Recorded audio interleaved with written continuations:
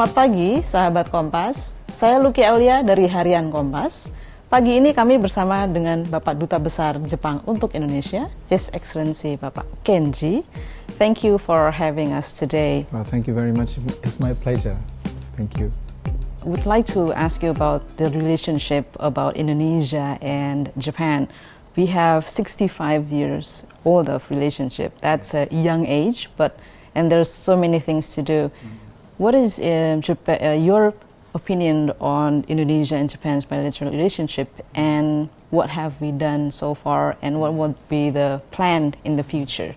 I think basically we have a long history of cooperation between Japan and Indonesia, and people think that it's primarily economic cooperation.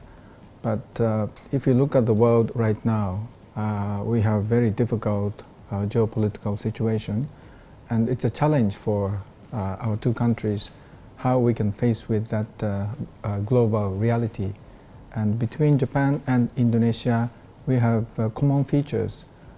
Japan and Indonesia are two of the largest democracies in the Indo-Pacific area, and also we are maritime archipelagic nations. So given that nature, we have common challenges and common limitations. One big challenge is that we need to secure free, prosperous, and open maritime order, because our two countries benefited a lot from that stable maritime order. So we need to sustain and enhance free, open, prosperous Indo-Pacific.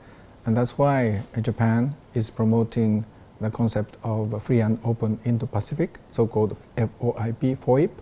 And likewise, Indonesia took the leadership to come up with ASEAN outlook on Indo-Pacific AOIP. So I think we can enhance synergy between our two countries based on that FOIP and AOIP. So of course, economic interactions is important, but at the same time, we need to promote more political security cooperation between our two countries. What would be the concrete cooperation on that issues? Since, as you know, that we are living in this kind of situation, geopolitical tensions that's happening around us. There's China, Taiwan, there's also China and US, and there's North Korea and South Korea, and also Japan with China Sea.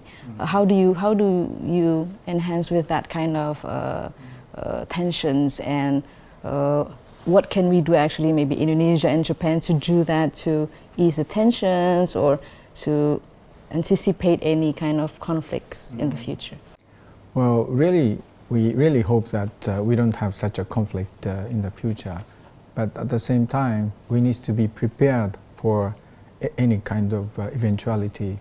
And surprisingly, between Japan and Indonesia, we have been enhancing political and security cooperation in recent years. To start with, Indonesia is the first ASEAN countries with which Japan has a so-called 2+2 framework, that is foreign and defense ministers meeting since 2015. Only recently, Philippines became the second country among ASEAN to have 2+2 framework. August last year, Japan's Land Self-Defense Force, for the first time in history, took part in the Super Garuda Shield exercise. So that was a great leap forward between our relationship. And the very foundation is people-to-people contact. There were high-level delegations coming from Japan, and also a lot of high-level delegations going to from Indonesia to Japan. And in the Indonesian armed forces, there are about 50 personnel who graduated from Japan's Defense Academy. So they became really the bridges between our two countries. We noticed that Japan also has this cooperation with Philippines in terms of military equipment and weapons. Would that actually happen with Indonesia and Japan also in the future? Yes. I think we revised our national security strategy toward the end of last year. And one emphasis of the new strategy is exporting our defense equipment to overseas. Between Japan and Indonesia, in 2021, we concluded agreement on transfer of defense equipment and technologies between our two countries. So we have a basis and we have a willingness on both sides. So I hope that we can enhance our cooperation in the transfer of our defense equipment and technologies to Indonesia. I heard that there's going to be, if I'm not please forgive me if I'm mistaken, there's a plan on making a high-speed train from Jakarta, Surabaya. Is that true, or? It's not a bullet train, but we'd like to extend our cooperation to shorten the time taken between Jakarta and Surabaya.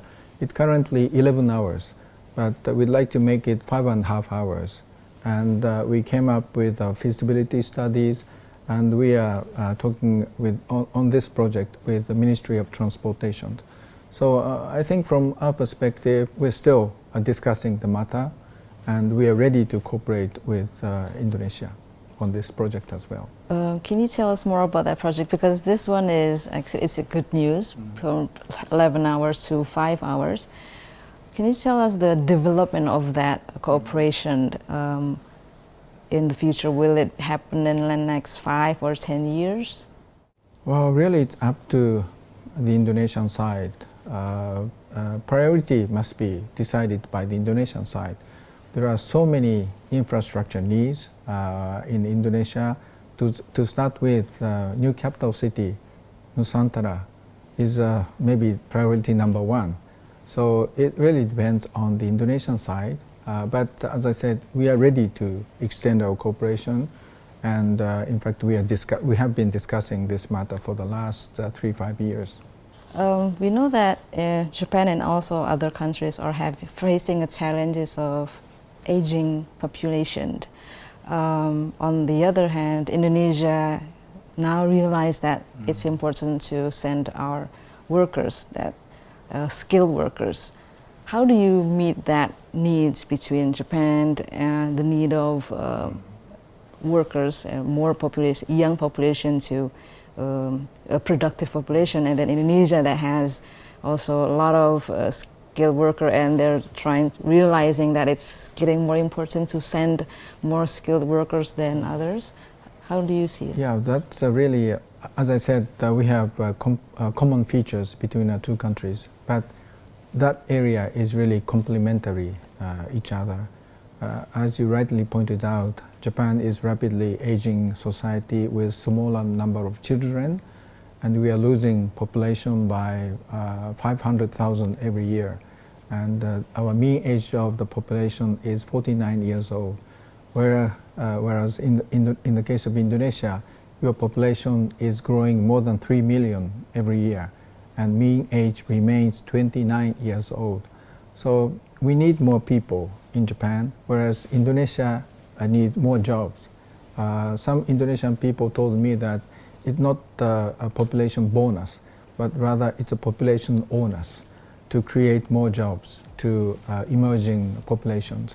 So I think currently we have about 50,000 Indonesian trainees and skilled workers contributing to the activities of Japanese economy. And also, as I said, Japanese companies are investing in Indonesia and making Indonesia as a production and export hub in the region. So, after COVID subsiding, there are so many delegations coming from Japan, local government delegations, economic organization delegations. They are very focusing on how they can find highly skilled workers from Indonesia. They are very willing, or they're eager to hire more skilled workers from Indonesia. And I think hopefully we can create a win-win situation between our two countries. Thank you very much, Mr. Ambassador, for your time, and hopefully we can meet in the near future. And congratulations for your National Day. Thank you very much once again, and it's my pleasure to be here today. Thank you. Begitu tadi perbincangan kami dengan Bapak Duta Besar His Excellency Pak Kenji. Sampai jumpa di sesi khusus berikutnya.